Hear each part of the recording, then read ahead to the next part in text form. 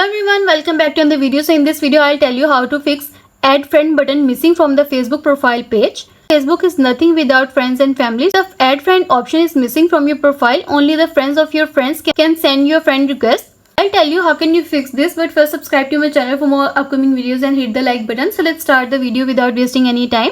At first you have to open up the Facebook app. In the Facebook app, touch your profile icon on the navigation bar. Then in the settings and privacy options, choose settings. Next, go to the audience and visibility page.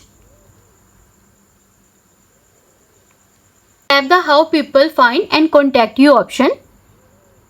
Here you will see the option who can send you friend request. Tap on it and choose the everyone option from here. After setting this up, everybody on Facebook can view the add friend button on your profile page directly. This way you can get rid of this issue. And also let us know in the comments below if you have any questions. Thanks for watching. See you in the next video.